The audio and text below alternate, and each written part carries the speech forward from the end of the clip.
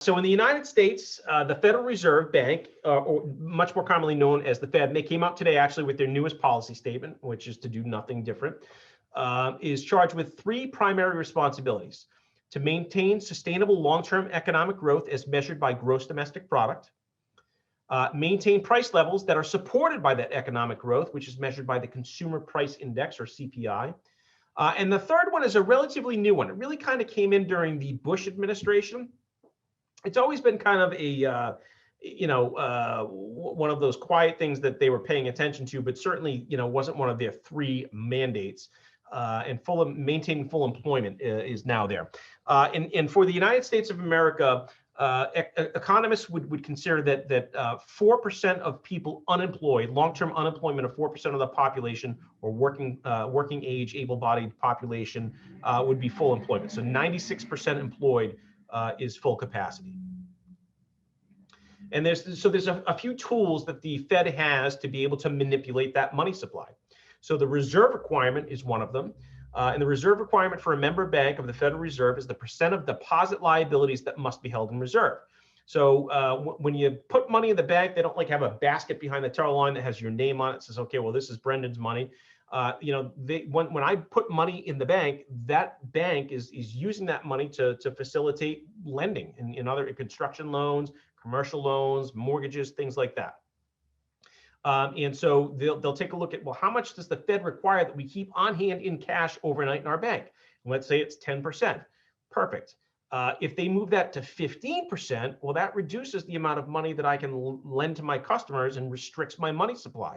But if they lower it to 5%, well, now I can put more money out the door because I only have to keep 5% in the bank. So as this requirement is increased, less money is available to be loaned to customers, resulting in a restriction of the money supply. And just think of it like the thumb on a garden hose. So when you put your thumb on the garden hose, it comes out faster. So as it becomes more restricted, the rates go higher, right? So the rates go higher. And conversely, as the reserve requirements are decreased, more money is made available for loans, which means that rates will go lower. So remember, they reduced reserve requirements during the coronavirus because they really wanted to they brought rates to zero, right? So just think about what they did there and you'll know what the action is. The federal funds rate is the overnight lending rate between member banks. Let's say all of a sudden Bank of America says, whoops, we're supposed to have 10% in the bank overnight and we don't, we have 9%. We can do one of two things. We can go and borrow money from Citibank, or we can go borrow money from the federal government. We don't want to borrow money from the federal government because they're going to start asking questions like, why didn't you anticipate X, Y, and Z? So we'll go to another member bank, and they're going to lend us money at what is called the Fed funds rate. Now, at the end of the day, the Federal Reserve does not control the federal funds rate. They do give guidance. So we're going to get to the discount rate here in a couple of seconds. The Federal Reserve sets the discount rate, and they give guidance on the Fed funds rate. But the Fed funds rate is set by the member banks.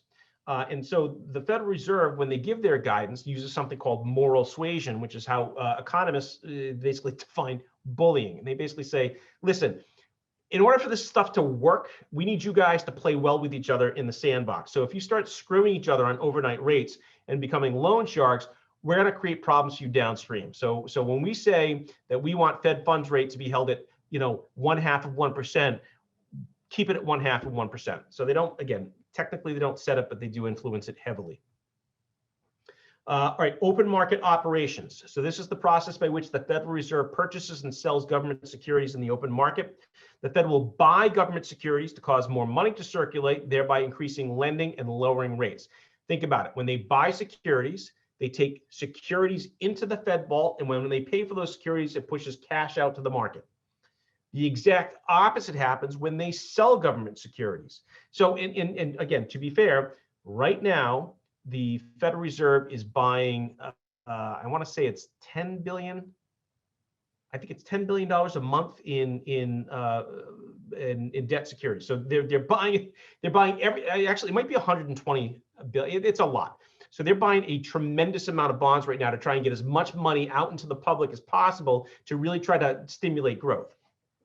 Eventually, they're going to have to taper that, right? We're going to hear another taper tantrum when they start selling those securities back out into the public.